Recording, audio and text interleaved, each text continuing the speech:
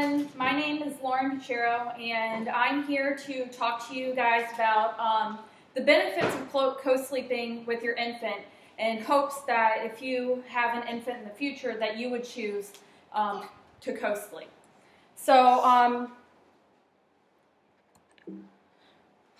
in my presentation, I'm going to go over some definitions that I'll be using, some different studies and statistics from a couple of doctors, as well as the benefits for the infants and the parents, and different co-sleeping arrangements that you can have to make sure that you're comfortable with sleeping with an infant, and how to reduce risks.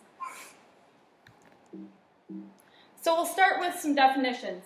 A lot of people have heard of SIDS, which is sudden infant death syndrome, and this is an unexplained death of an infant that usually occurs during sleep. It's also been known as crib death. No one knows why it's happened, but co-sleeping can actually reduce that risk.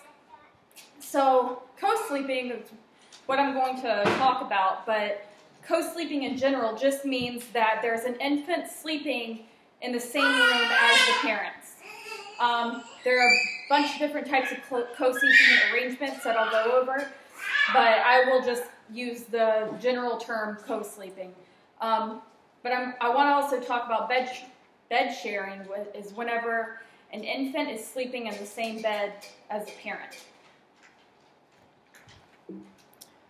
So some different studies and statistics that have been studied by Dr. Sears and Dr. McKenna, which are two pediatric doctors, show that there are more synchronous arousals between the infant and the mother during the night.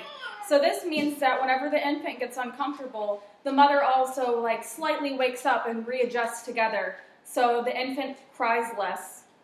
And so whenever they're in a crib, if they get uncomfortable, they're going to realize that no one's there, and that's why they'll wake up and start crying.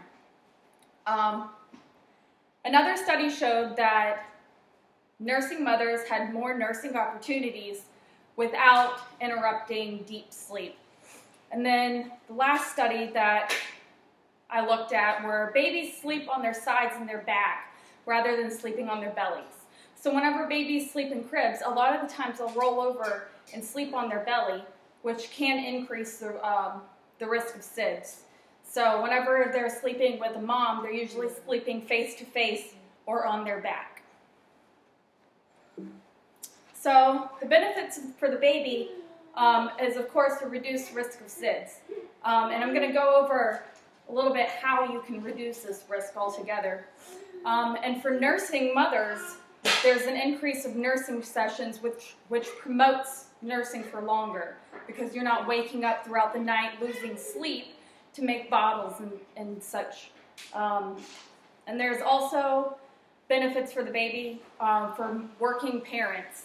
Being able to sleep with their parents really nurtures that need where infants need to be held and need to be close and warm to human bodies. So some of the benefits are from the parents, and I know that my husband can say that he gets more deep, restful sleep, as well as I do, because we aren't waking up in the middle of the night, making bottles, running back and forth from the nursery to get our baby, because she's right there.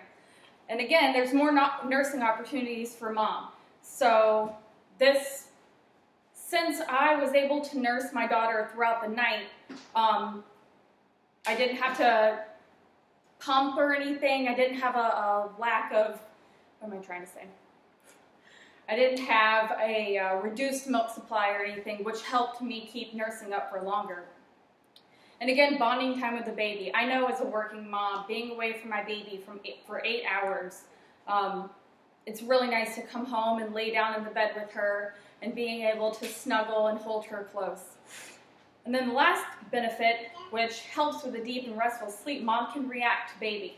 So like I said earlier, with the synchronous arousals, if the baby wakes up, then you're going to want to either adjust or see what the baby needs, whether it's food or, just want some cuddles.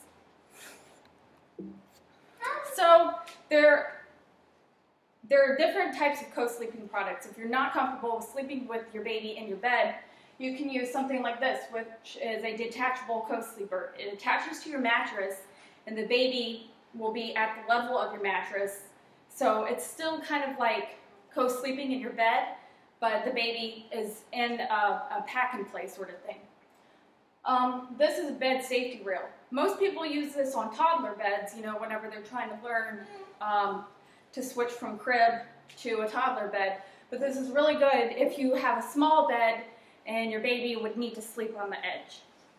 And lastly, there's an in-bed co-sleeping basket. So this would go in between the mother and the father, and the baby would sleep in it. You could still like have your baby within arm's reach, but not be scared of smothering your baby. So these are some don'ts. If you are under the influence of drugs and alcohol, you're going to have reduced, what am I trying to say? Reactions. Yes, reduced reactions to your baby and everything like that. So don't do that. Don't sleep with your other children in the bed, because mother's instinct will help you co-sleep with your baby so you can hear her. Your 4-year-old, your 5-year-old isn't going to know that the baby's there and might flail and hit her. Don't sleep with a baby on a couch or a waterbed or anything soft or anything like that, because they could get smothered. And don't leave your baby alone on the bed, because they can roll off. And also don't smoke, because that increases the risk of SIDS. So baby do's, always put your baby on their back to sleep. Sleep with your baby in the middle of the bed, and if you don't, you need to have some sort of barrier.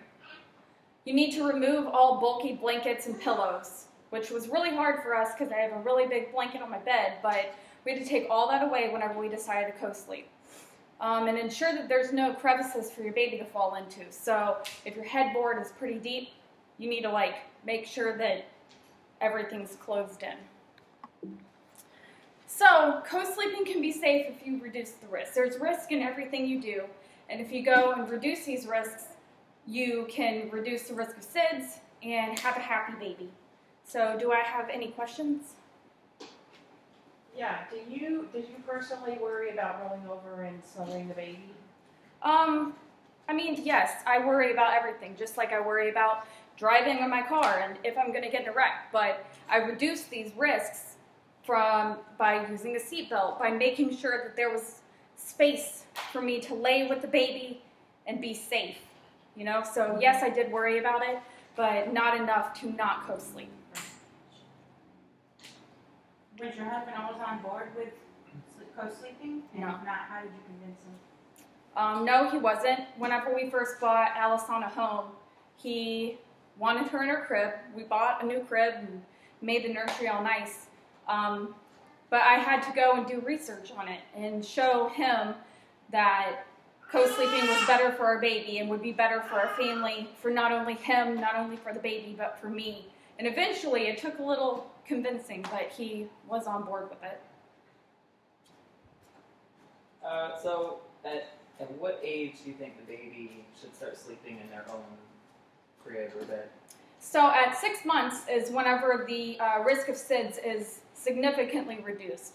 So we decided at 6 months we would start crib training. So we try to put our daughter to sleep in a crib, but if she would wake up in the night, she would want to eat, or she needed to be comforted, I would pick her up and bring her into our bed in the middle of the night. But I would say no earlier than 6 months. Do you have a question, Madison? Okay, thank you. Thanks for your time. Oh, and here's my audience. I can't really Hi, see. thank you. Hi.